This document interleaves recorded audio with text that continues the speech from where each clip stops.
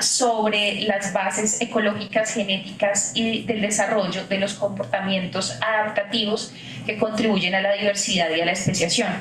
Su trabajo actualmente se enfoca en las mariposas Heliconius y combina experimentos de campo con experimentos de insectario en el trópico con técnicas modernas genómicas y genéticas. Es uno de los grandes colaboradores del grupo de genética evolutiva de acá de la Universidad de Rosario, uno de los principales usuarios de nuestra estación experimental. Entonces viene con cierta regularidad, le encantan los estudiantes colombianos y por eso quiere en este momento presentar su trabajo a todos ustedes. Entonces, Richard,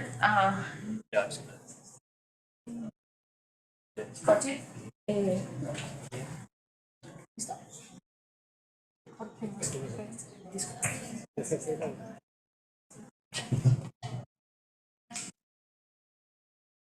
Problemas técnicos, ya te ayudo.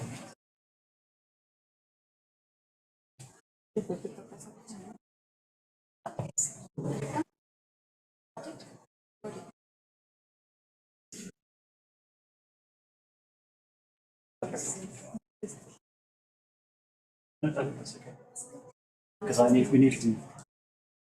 Oh yes, but yeah. Okay. Your time. Do I need to talk into the microphone? No, ¿está el micrófono? Apaga la luz. No, listo. Apaga la luz de la primera escena.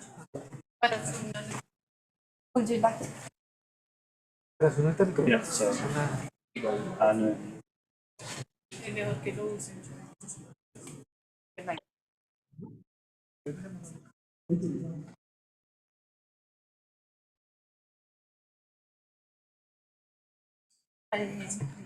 Yeah, okay. Okay. So everybody can hear? Okay. Yes. So I'll start. So thank you very much, Carolina. That was a nice introduction as far as I can tell. So I will apologize to start with that I'm speaking in English. We could try in Spanish, but we would not get very far. As you will see, I'm from the University of Munich, and if it's any consolation, my German is not much better than my Spanish. However, it's really a great pleasure to be speaking here, because I'm going to talk about some work that's been a part of a collaboration with Rosario for about 5 years, but my interaction with Camilo and Carolina, who I'm visiting today, has gone on for many years. So it really is a great pleasure. So today I'm going to talk about our work on Heliconius butterflies, which I think you'll all be reasonably familiar with here. But just to start from a broader perspective, I am obviously an evolutionary biologist, and as an evolutionary biologist, I'm interested in the diversity of life, and particularly this kind of diversity that we refer to as species. So there's, as shown by this figure, there's a huge diversity of animal species in the world, and these are clearly the result of a process called speciation, which relies on the accumulation of genetically based differences that result in barriers to gene flow between divergent populations. What's often not realized is that although these barriers can take a number of forms, often closely related animals don't interbreed because they can't, because of inviability or infertility of their hybrids, for example, but they actually in effect stay separate because they choose not to interbreed with one another. So a number of these barriers keeping species apart are actually behavioral in nature. And if you don't believe me, just for a second consider our own species. If we think about what keeps our own species separate from our closest relatives, it's not the fact that we can't produce viable hybrids, it's that we simply generally don't find them very attractive. We don't want to mate with chimpanzees. And this is, in a sense, what I'm going to talk about today. So when we're thinking about what I might refer to as these speciation behaviors, I think there's a kind of general question that our research tries to address. So how are speciation behaviors generated? So these behaviors that keep species apart, how are they generated? Both during development, involving the nervous systems, but also across evolutionary time. And this is a question we might want to ask, but actually complicated by the fact that mate choice behaviors, these behaviors keeping species apart, often involve different sensory modalities. So, for example, they may involve olfactory cues due to differences in preferences for pheromones, or they may involve visual cues, so things we see are more attractive or less attractive. And of course, these are not just, we don't just need to think about where these cues are detected in the sensory periphery, but we also need to think about how they're integrated within the brain and then related into an appropriate behavioural response. So this is a relatively complicated system. Today, I'm going to take this even slightly more broadly and think about how these things may evolve, but within a broader sensory ecology. Because of course, these sensory changes or these sensory adaptations aren't just involved in mate choice, but they're also involved in interacting with the rest of the environment. So things like finding food, for example. So we're mostly going to focus on visual preferences. And this is because actually in terms of the genetics of these kind of things, visual preferences have had relatively little attention. But also the butterflies I work on are largely visual organisms. So as you know, I've been addressing these kind of questions in Heliconius butterflies, and I think I'm going to tell you some stuff about Heliconius that you all probably already know. So one of the things Heliconius are famous for is that when they visit flowers, they don't just collect nectar, but they actually also collect pollen. So they gather pollen granules on their proboscis, and this provides a source of amino acids, which allows them to live for a very long time. They also lay their eggs on passiflora vines, so where we get maracuja from, for example. And these are known to have toxic compounds, which the butterflies either take up themselves as caterpillars or produce de novo. And this means that the adult butterflies are themselves distasteful or toxic. Do you want me to? Yes. No.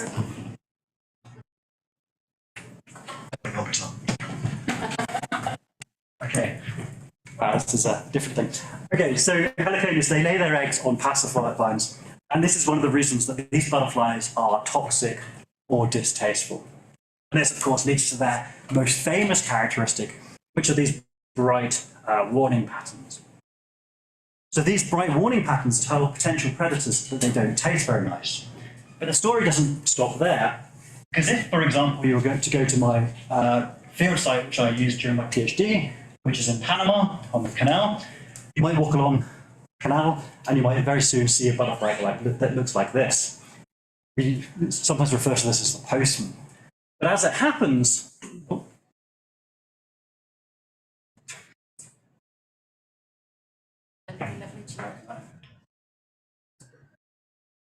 that's easier for me. Sorry, we've frozen.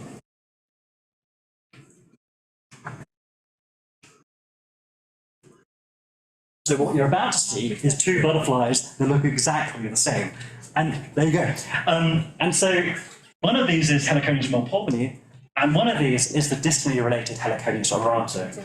And these are a classic example of what we call Müllerian mimicry, where we have two or more distantly related species that converge on the same warning pattern to more efficiently advertise to predators that they don't taste very nice. So they share the cost of educating predators. Try again, please. It's okay now. Okay. However, although distantly related Heliconius often converge on the same warning pattern, closely related Heliconius species often look very different. So again, if we were to go to my field site in Panama, we might look at Heliconius melpomene, this red butterfly, but its sister species, Heliconius sydno, clearly looks very different. It has these bright white patterns. So this begins to tell us that colour pattern may be involved in the speciation process in Heliconius.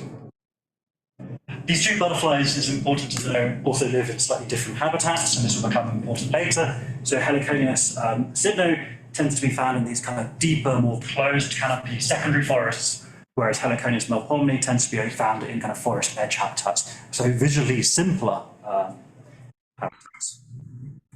These two species also belong to different mimicry rings, as we call them. So sydno shares a mimicry relationship with Heliconius sappho, and melpomene frequently shares its mimicry relationship with Heliconius. But as I said, the fact that these two closely related species belong to different mimicry roots begins to suggest that colour pattern may be involved in the speciation process. And one of the reasons for this is that the first generation hybrids, the hybrids between these two species, clearly don't look like either of the two species. So our expectation is that the hybrids, although they're very rare, will be attacked more frequently by predators. And the fact that these hybrids are removed from the gene pool, this should mean that we have a barrier to gene flow between the two species.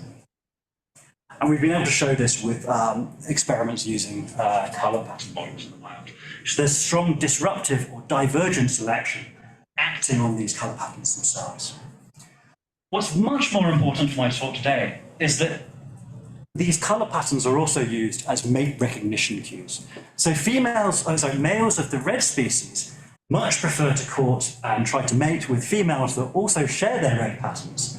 And females of the white species prefer to court and try and mate with females which have the white species. So this is another important barrier to gene flow, because we know that because by having what we call assortative mating, this means they're less likely to mate with each other. So colour pattern is important both for post-zygotic isolation and also pre-zygotic isolation. So a question as an evolutionary biologist I might want to ask is, how is the selection that maintains differences in these colour patterns, which is this mimicry selection, so belonging to one mimicry ring or the other mimicry ring, how is this transferred onto those alleles or those genes that are causing the preference? So how can divergent selection, which pulls apart the colour patterns, be transferred onto those genes which cause this difference, this switch from being attracted to red to white patterns? And this ultimately comes down to a genetic question. And I'll try to explain why as I talk through some of our research. So the genetics of the colour patterns in these butterflies are actually really very well known now.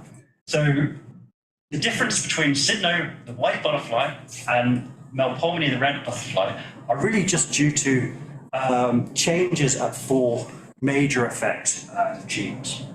And these are found across the chromosome, across all 21 chromosomes, across the genome, across all 21 chromosomes. And I'm just going to point out this gene optics, because it's this that causes this switch from the red to the white four-wing. So this single gene, or expression differences in the single gene, cause this giant switch from having a white four-wing to having a red four-wing, or instant effect. But what about the corresponding preference? What about this switch from being attracted to red to white? So before we go any further, I'll just tell you that this does have a genetic basis. We don't think there's much involvement in learning. We really do think that it's largely due to genetics. So which parts of the genome, and ultimately which genes, contribute to this change in behavior?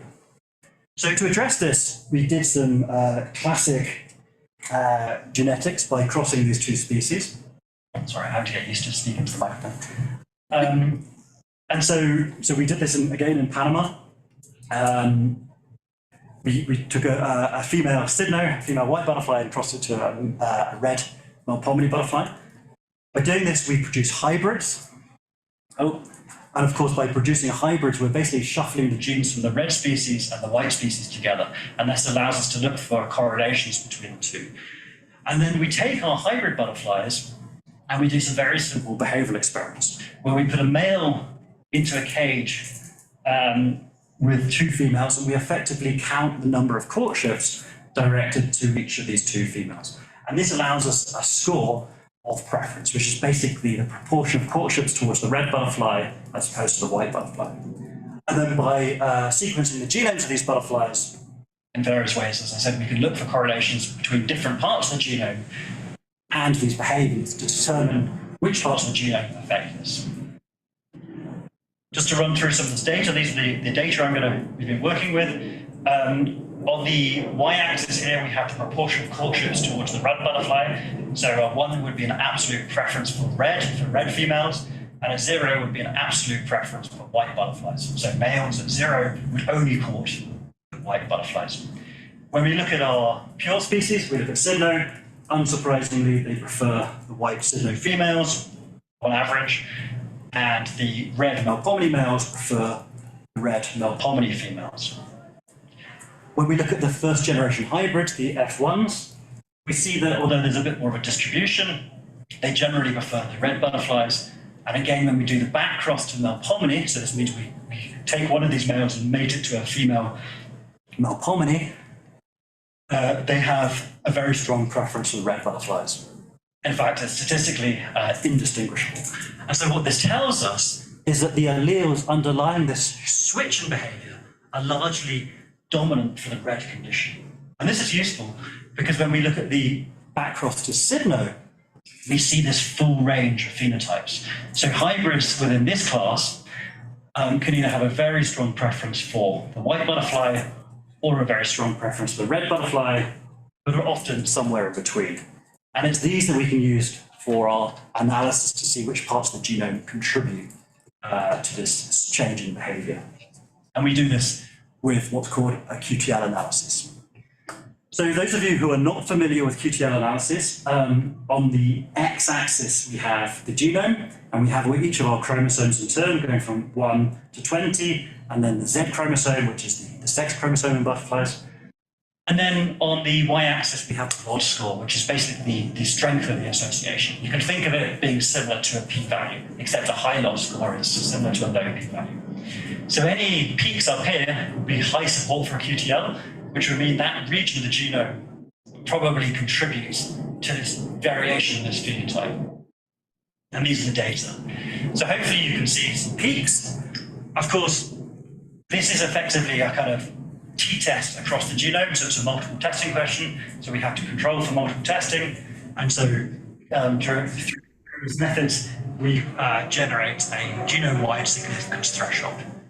And hopefully you can see that there are 3 peaks, one on chromosome 1, one on chromosome 17, and one on chromosome 18, which are all highly significant. So what's really important about this is that we have good support for these QTL. So we have good support that A gene somewhere on chromosome 1, and A gene on 17, and A gene on chromosome 18 influences variation between being attracted to red or to white. But actually what's also important is that each of these seems to be a very large effect. So together, they seem to explain about 60% of the difference that we can measure between our 2 parental species, which actually kind of looking at behavioral genetics in general is rather unexpected. So there's 3 major loci, each of which are of large effects, but I'm just going to point out one. So the large effect, and another important point about this, is because they're of large effect, this means that we should expect genetic associations or linkage disequilibrium to build up between these genes and the colour pattern genes, just through Fisher-like runaway associations. Basically, if you have a preference for something, you're more likely to mate with an individual who has that preference, and then your children are more likely to have alleles of both. And so this is one way that the selection acting on the colour pattern can help pull apart these preference loci. But you may also notice that one of our QTL is on chromosome 18. And I pointed out hopefully before that one of our major colour pattern genes is also on chromosome 18. So this is our best supported and of our largest effect. So at this part of the genome, if you've inherited both your alleles from Sydno, you're much less likely to court the red butterflies than if you inherited one of your alleles from Melpomene. And because this gene or this region is very closely linked to the colour pattern, we can actually just use colour pattern to determine genotype at this point.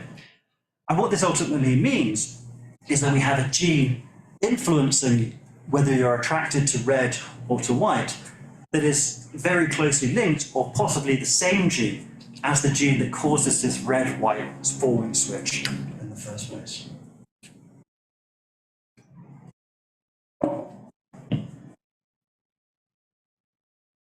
And this is kind of a more technical point, but basically what this linkage means is that these 2 genes are less likely to be broken apart. If the colour pattern and the preference locus were on different chromosomes, the association would break down very quickly. But they're actually quite tightly linked, about 1 centimorgan apart, which means this association will break down more slowly. And again, what this means is that the divergent natural selection acting on the color pattern can also simultaneously pull apart these preference loci, and that should contribute to speciation.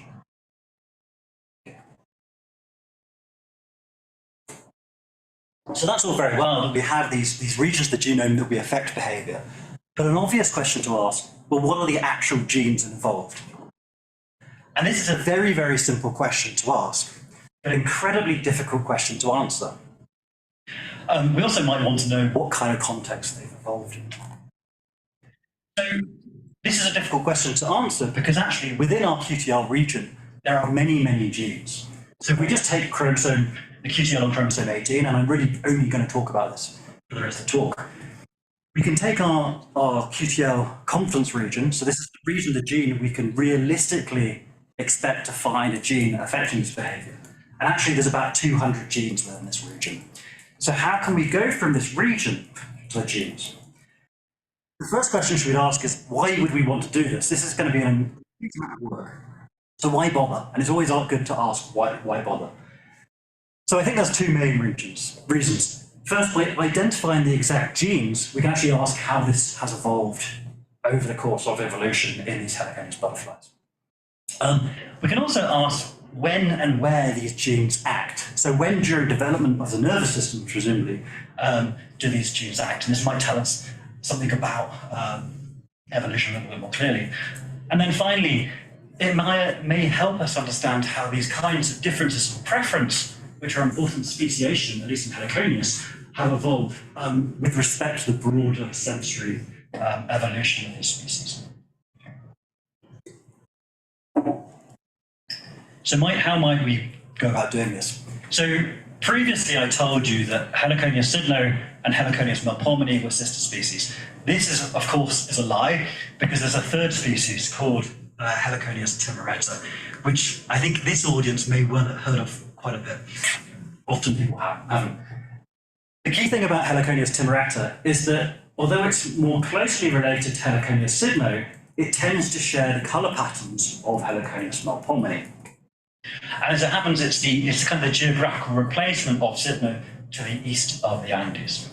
So we're really interested to look at what's going on in mate choice and more generally of the visual adaptations in this butterfly relative to sydno. Another important point is that timaretta actually seems to use more similar habitats to sydno. So at least in a number of ways, it's definitely kind of biologically or ecologically more similar to sydno than it is to Nile. So to do these experiments, we thought, well, this will be easy. We were working in Panama. Let's just go down to Peru. They have really good food down there. Go and collect some butterflies and take them to Smithsonian Tropical Research Institute, where I was working previously. So this is what I did with Mateo and my old postdoc Chi. Actually, they went for 3 weeks. I went for a week at the end. And we went here, and Peru is enormously beautiful. The first problem is that timaretta tend to live here, which means every day your PhD students and postdocs have to climb up in, and it takes about 2 hours to do that. It took me about 3 hours to do that because I wasn't fit. Nevertheless, we did have some success. Timaretta turned out not to be particularly common, but we did. This is just how we take them back home, just in case people want to know. We did manage, after 3 weeks, to catch 15 butterflies. Not great for an expensive and really hard trip, but something, including 2 female butterflies. Sadly, once we took them back to Panama, we had 13 butterflies with no females, which, if you know anything about biology, if you only have males, it's quite hard to start a breeding stock. We did, however, manage to do some crosses, which I'll come to in a minute, but they actually died about 3 or 4 days later. So after 3 weeks, quite a lot of money, a lot of hard work, and losing about 5 kilos of weight, walking up and down the hills, we basically had nothing. And I like to include that because I think sometimes people think, oh, it's just so easy. It really isn't. But it is easy if you make the decision to go to Colombia. So luckily for me, I also knew Camillo and Carolina, and I've been talking to them for a long time, and I've visited Colombia and I like it. Oh, wouldn't it be great? And we finally had a reason. Also in Colombia, as you may know, there's another Timaretta called Trastero, which is roughly here. My geography's not very good. But we were able to go collecting with Alex, and after just 4 days, we had 20 butterflies. It's like, this is going to work, with lots of females. And these, soon, we were able to establish these in the insectaries near La Vega, which are incredibly beautiful and a lovely, lovely place to work. We now have populations of Sydno and Timaretta and Melpomene in the station, also another few other species. And they do incredibly well there. So we're very happy. So after all our efforts, we finally got them breeding, which means we could start doing some really cool experiments. The first thing we wanted to think about, or one of the things we've been thinking about, is there evidence of broader sensory adaptations between the butterflies that live in these more kind of dense forest habitats and Melpomene, which lives outside. So I'm talking too quietly and too quickly, and I'm not quite used to the altitude.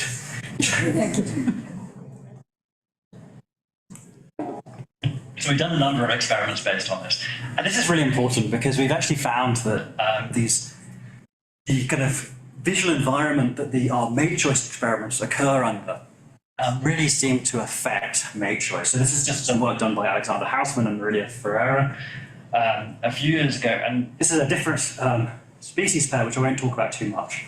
But basically, the outcome of this experiment was under darker conditions, these two butterflies showed no preference at all.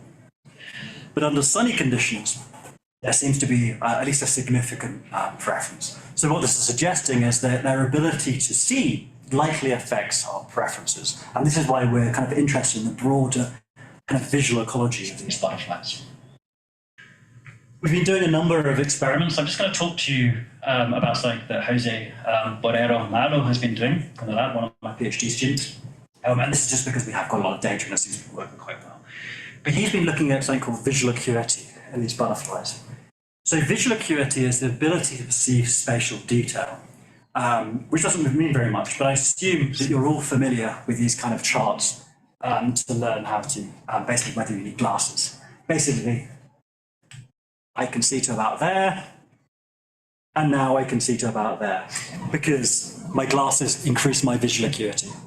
And so we wanted to see whether there are differences in visual acuity between these butterflies and this butterfly. The reason being that these guys live in more complex habitats, so they're probably flying around, having to fly past like more trees and more vines and so on. So are there differences? Of course, we can't ask the butterflies to read a chart. Instead, we have to use something called an optomotor rig. And you'll see this in a little bit. But the rig looks like this. All it is a series of black and white lines, which is moving. And all animals have this natural tendency to follow things with your eyes. If I was to put you in the middle of this and turn it on, your eyes would go like this, or you would follow like this. And this is useful because we can start with very wide black and white stripes and see if the butterfly moves. And then if they can do that, we reduce the stripes down to see if they will do the same thing until we get to the point where the stripes are so narrow that the butterflies can't distinguish them and they don't have this behavior. Just to show you what this looks like. So here the machine goes, and hopefully you'll see that our butterfly is turning to the left, and then he turns to the right. It's adorable. And we've been doing this, and particularly Geraldine and Danny have been doing a huge number of these to look at these butterflies. And these are Jose's results, and so this is behavior, so it's messy. But basically, on the y-axis, we have the degree of visual acuity, so we have high and we have low. And what you should be able to see, although there's a lot of variation, is that Sydno and Melpomene do indeed have higher visual acuity than Melpomene. This is for all the individuals he's tested. We're obviously interested in males because they're the guys who are out looking for females, so this is the same thing for males. And actually, the males have higher visual acuities, generally. For reasons which are very much not. But we know, it seems, that there are visual adaptations between these butterflies and these butterflies. We've also done a lot of work with Stephen Montgomery at the University of Bristol over the years, looking at the brains of these butterflies.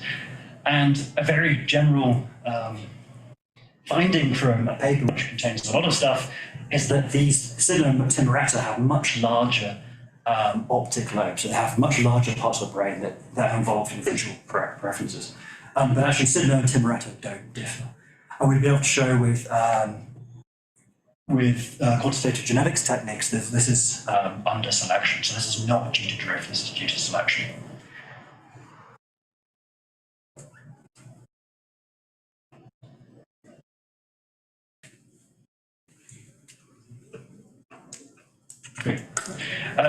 So the question is now, well, there's two questions. First of all, how are these two things related? So how is this visual acuity and actually a number of other behaviors we're measured, how is this related to differences in brain structure and eye structure? And secondly, what's the genetic basis for this? So this is ongoing work in La Vega, done by Geraldine, who's sitting over there, and possibly Danny, I'm sure. She's at the back. Hello, Danny. And so they're doing an enormous number of experiments and raising caterpillars, and I'm sure it's enormous fun doing these experiments, and they're very happy to do it. But they're doing wonderful work. Sadly, this is going to take time to do, so I'll have to come back and talk about it. The other thing Geraldine and Danny have been doing is looking at the preferences of these butterflies in the same experiments we were doing before. Basically, we introduce our males into a cage with either a white and a red butterfly to determine their preference. And very simply and unsurprisingly, Sidno still has a preference for white, Melpomene still has a preference for red, and Timuretto, being red, has a preference for red. So this is a good starting point. But how can we use this information to narrow down, to find the genes that I was talking about before, underlying this difference in preference? This is just to quickly summarize what I've talked about. So in terms of general visual adaptations, we know that Timuretto and Sidno cluster, but with respect to the mate preference, Timuretto and Melpomene cluster. So our visual preferences are not the same as broader visual adaptations. And this is quite useful.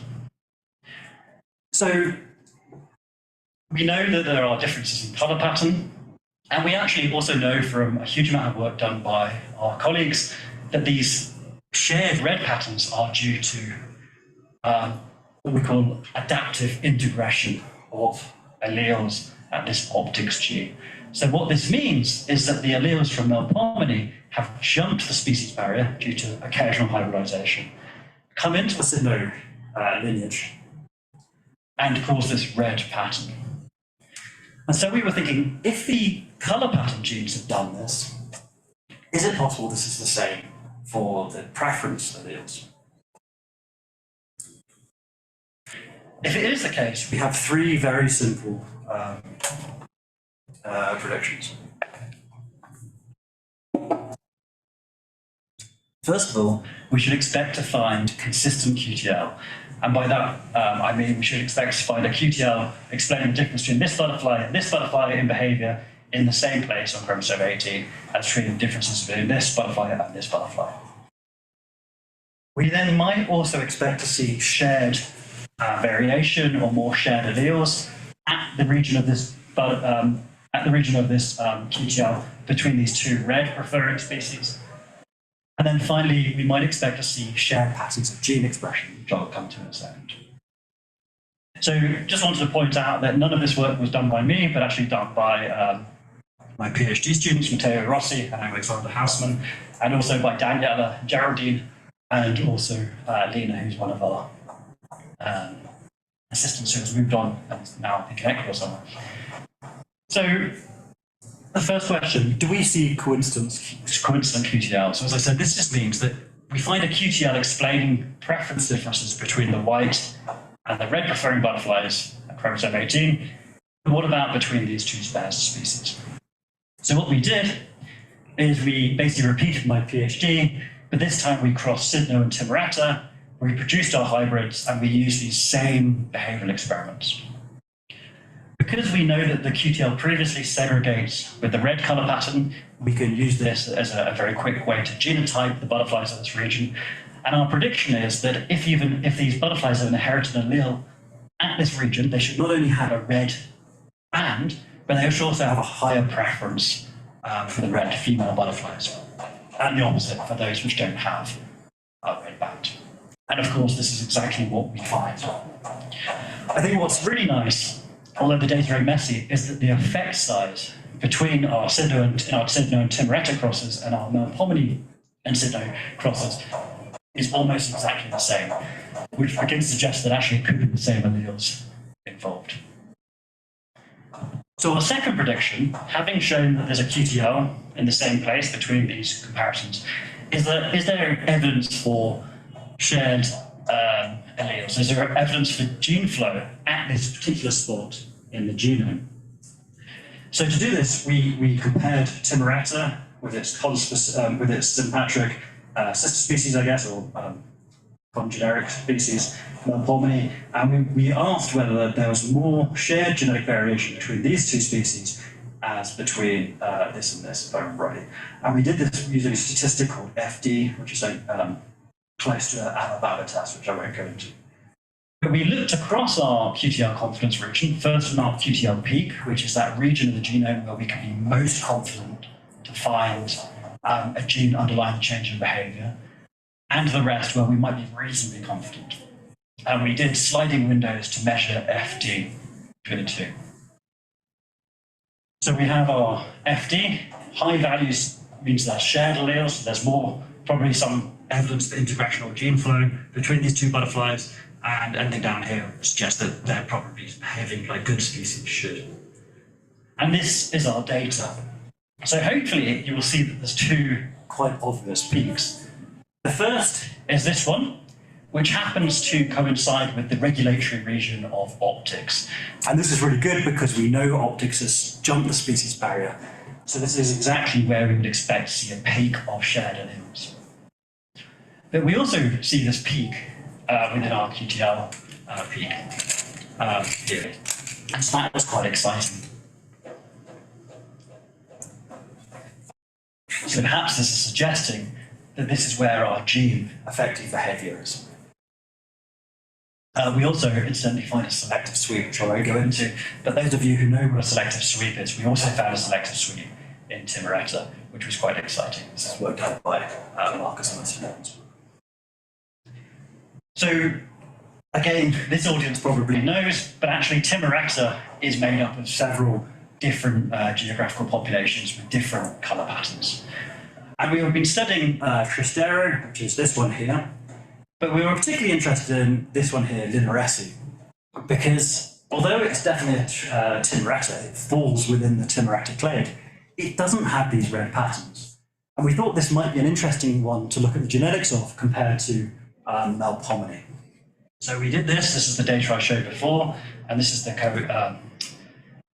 corresponding behavioural data. So Sydno, which is the out group, has a preference for Sydno. Tristero and Melpomene both have a preference for red butterflies, and this is what we showed before. When we looked for evidence of gene flow between Lineresi, the yellow Timaretta, and Melpomene, this is what we found. So in the optics regulatory region, we don't find any evidence of shared alleles, which makes sense because this doesn't have any red. But we were a bit annoyed because our nice peak of integration underlying our behavioural QTL was also there. We thought, well, that's just the way it goes. This means that it's probably not involved in behaviour, because why would a yellow butterfly have a preference for red? However, we decided to do the behavioural experiments on these yellow butterflies because it's always a good idea if you're studying behaviour to measure behaviour. And we were really surprised to find that actually this yellow butterfly does have a preference for red. We don't know why that is, we're kind of coming up with hypotheses. But actually what this means is although it doesn't have a red pattern, it definitely has a preference for red over white. So this peak could still make sense. The next thing we were interested in doing is looking at gene expression in the brains of these butterflies. So of course, phenotypic shifts might be due to protein coding differences, so changes which affect what proteins made, but they can also be due to basically whether genes are turned on or off in the genome and in particular regions. Initially, we had looked at the brains of Heliconius sydno and Melpomene from Panama, and we unsurprisingly found 1,647 differentially expressed genes across the genome. And this is pretty normal for these kind of data. You will always, if you do RNA-seq, you will always find expression differences. We then narrowed this down to look at differentially expressed genes within our QTL confidence region, and this resulted in 27 of our 200 genes which are differentially expressed. So some of these might be good candidates. We then decided to include Timaretta, and actually not just Trastero, but a number of different populations. These actually don't correspond to populations we use. It's just useful to show that we sampled lots, and we also looked at the behaviour of all these butterflies. And when we compared our red preferring and our white preferring populations, we actually just found a single differentially expressed gene across all 200 within our region. So we were very quite excited.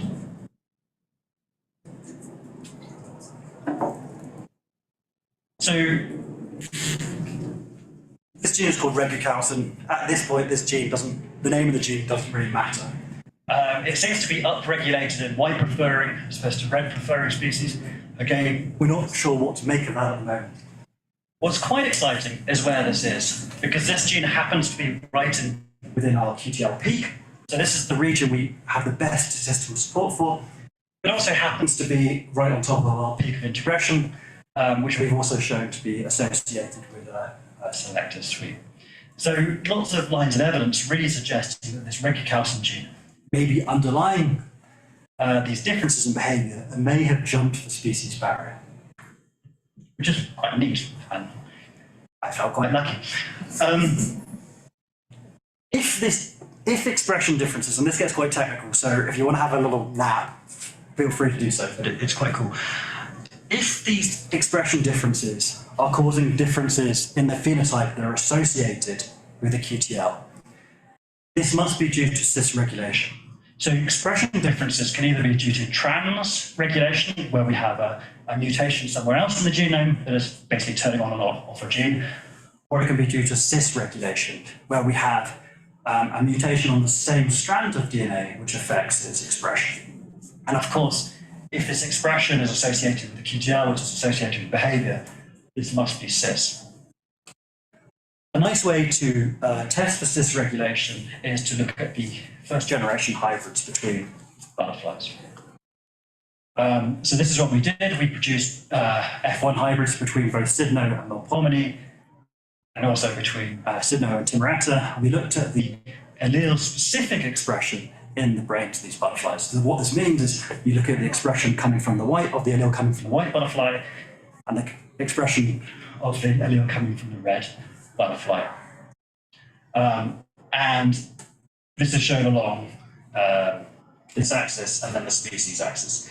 So if these are cis-regulated, we would expect to find not only this gene to be down-regulated in our species comparisons, so somewhere here, but also the white allele to be down-regulated in our hybrid somewhere here. As it says here. And of course, this is exactly what we find. So this gene is indeed cis-regulated in both both our Sydno Melpomene and also our Sydno Timaretta comparisons. I think this is also important because we know that gene expression differences can simply be due to the makeup of different tissues within an organism. And we know that the brains of these butterflies differ, but of course the brains of F1 butterflies are the same. So this really accounts for any behavioural differences. Finally, we wanted to know where, well, not quite finally, I know I'm running out of time, but I'll get there. Finally, we want to know where this gene is expressed. This is very, very early work done by a friend of mine, Pepe and Cami, and we've been doing some antibody staining. And actually, this regucalcin is quite broadly expressed everywhere. But importantly, it is expressed in the vision pathways. So we can't really tell from this data what it's doing, but we can say that it does something which makes sense with regards to the phenotype.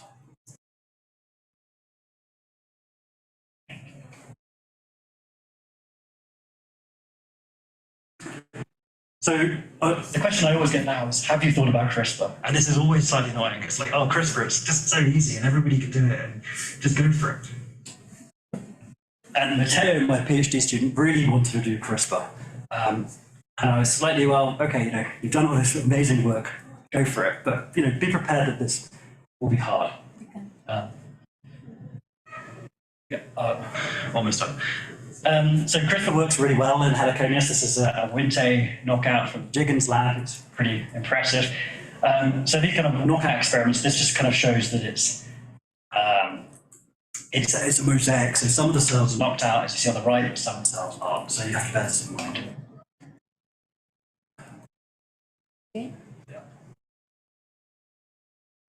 So what we did on our CRISPR experiments, we took our regucalcin gene and we excised between exon 1 and exon 2. And all we're doing is we're just disrupting the function of this gene. This is Matteo doing it. Apparently it's much easier when your supervisor is looking over your shoulder. And it turns out CRISPR is relatively easy. So we injected a number of butterflies and there were two outcomes. We have ND, which is where we've injected but no deletion. Or we have knockouts, where you inject and the CRISPR works. And you can see, because the PCR product is smaller, that it's worked quite nicely. Or we have wild-type individuals, which we haven't injected. It's worth bearing in mind that CRISPR is a fairly crude technique. All you're doing is breaking the butterfly. And so the question we can ask is, can we break the butterfly by knocking out genes in a sensible way, in a way that might relate to our phenotype? It's quite easy to show in colour pattern because you can just disrupt the colour pattern, but what about for behaviour? So what's the prediction for these butterflies? So the first thing we thought, well, our optomotor experiments work quite well. Let's just see, can we interrupt basically how butterflies are seeing the world? At least that would show that this gene does something to do with vision. So we put these knockout butterflies in our optomotor and we found no effect whatsoever. We also did a very technical experiment called the drop test, where we dropped the butterflies and we could see whether they fly or not. And we found no effect. For those which lived, we actually have quite a bit of mortality in these butterflies. So we thought, well, we probably have to do some matrix experiments.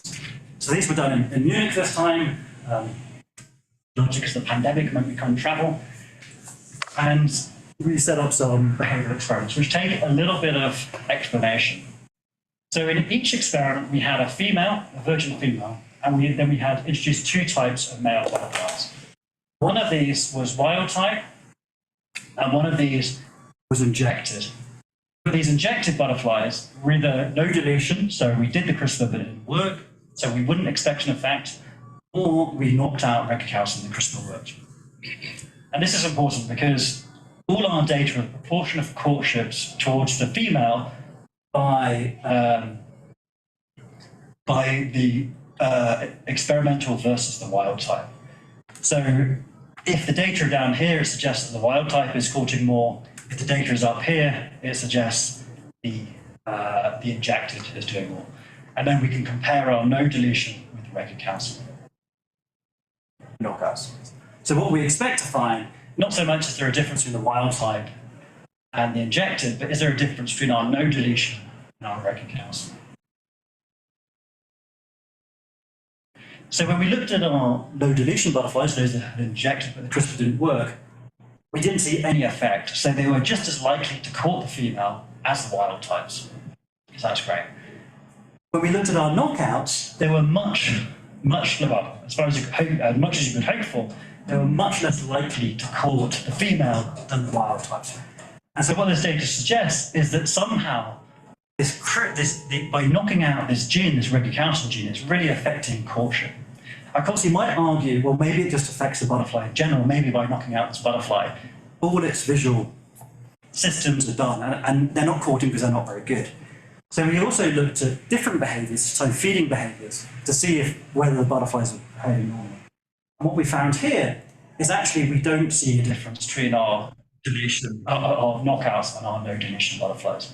So this really suggests that this regucalcin, or these regucalcin knockouts, are really affecting this courtship behaviour, which I would say this, of course, but I think this really suggests that it's a very, very good evidence that it really is affecting visual mate preference behaviours. So to begin to sum up, we had this question of whether there was integration of preference alleles. Is there coincident preference QTL? Yes, there are. Is there increased allele sharing of QTL? Yes, there is. Are there shared patterns of gene expression? Yes, there are. And finally, we also showed that regucalcin knockouts females less. So that's nice. So a quick summary of the talk in general. Visual preferences contribute to a source of mating and speciation in Heliconius butterflies. Speciation is facilitated by physical linkage, as I've shown many times, and visual preferences seem to evolve independently of the broader kind of sensory evolution, at least in this small group of species. And finally, the regucalcinalleles seems to have jumped the species barrier. It contributes to the evolution of visual preferences, and we're pretty sure it's a kind of behavioural speciation gene.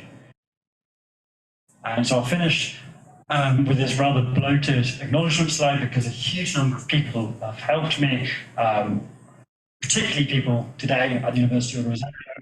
Really, we couldn't have done any of this work without this really fantastic collaboration. All the guys in my lab and these various people for giving me some money. And thank you. And I ask questions.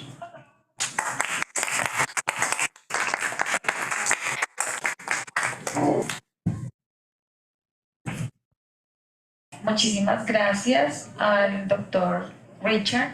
Si tenemos algunas preguntas en el auditorio, y también voy a estar aquí en el chat, entonces podemos hacer una interacción. Tenemos acá en el chat. So what is the explanation for lineares? Okay. Sorry? So what is the explanation for the preference of lineares? So we don't know, and we've got data, and this is something I want to follow up. But what I think is going on is that this is not a preference for red versus white, but it's probably a preference for longer wavelengths. So the yellow has a much longer wavelength than white, and the red has a much longer wavelength than white. But actually, yellow and red are not too the same. So that's my hypothesis. When we do look at, for example, in Alex's experiment, where we look at butterflies which have red and yellow, or just yellow, we do see a difference. So they can distinguish. But it seems that this gene particularly influences kind of long wavelength with short. But I'm not sure, and I really want to follow this up, because I think it might tell us something about how this works. Interestingly, with collaboration with Claire Moreau and you, we have some behavioural data between pairs of Sydno and Melpomene, and those which involve a Sydno which is yellow, there doesn't seem to be any visual preference, but when we look at visual preference between red and white, there is. So it also ties up with that. ¿Alguna pregunta adicional? ¿Ninguna? No.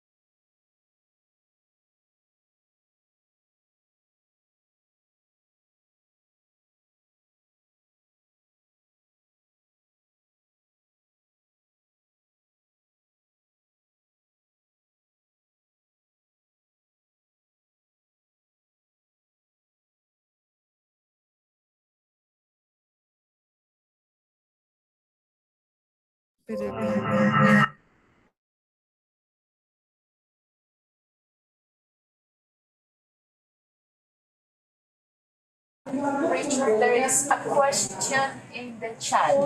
Amazing work. I work with birds. This would be so exciting to test on birds. Any ideas on whether the mechanisms could be somewhat similar? I'm sure you get integration of preference genes in birds. I don't think there's any reason to think that that would be special in Heliconius. I think we're quite lucky that we can do breeding experiments and mate choice experiments. Whether or not the genes underlying this, I mean, we don't really know what this regucalcin does. So if it is a preference gene, I mean, it's not an obvious candidate. I think people have always expected it to be, opsins and this kind of thing. It's not so surprising to me that it's not, but that's another story. So yeah, potentially this could also be involved in other organisms, but I think we'll have to wait and see. We're quite lucky in Heliconius because we can kind of compare these experimental with these kind of population genetics, which I think provides a lot of power. But I think it could be, and it'd be great to see. We have time. Yes. Hello. Has the variation of color preference for reproduction produced a change in the way they pollinate different species of flowers based on color? That's a really excellent question. And so my guess would be no, but I don't know, and I really want to test this. So as I said, we think the differences in the preference are due to basically not how they see the colours, but how they respond to the colours in a mate choice context. Whether they respond to different colour flowers differently. My expectation is not, because actually we see syndophilia on red flowers, for example, and we don't really see differences. But I think that's a really great question, and I really want to test it, and we have some ideas about testing that. Yeah. We don't have any more questions. No tenemos más preguntas. No, ya está abierto. Y si no hay más preguntas acá, pues thank you very much, Richard. It was very interesting. Gracias a las personas que se unieron por Zoom, gracias por su asistencia. Y pues nada, nos vemos en una próxima oportunidad. Thank you very much, Rich. Thank you.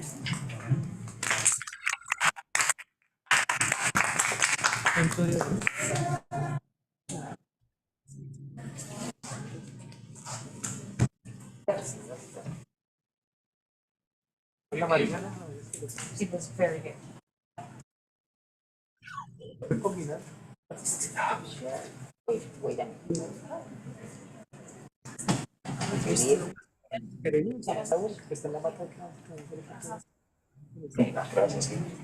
Muchas gracias, pero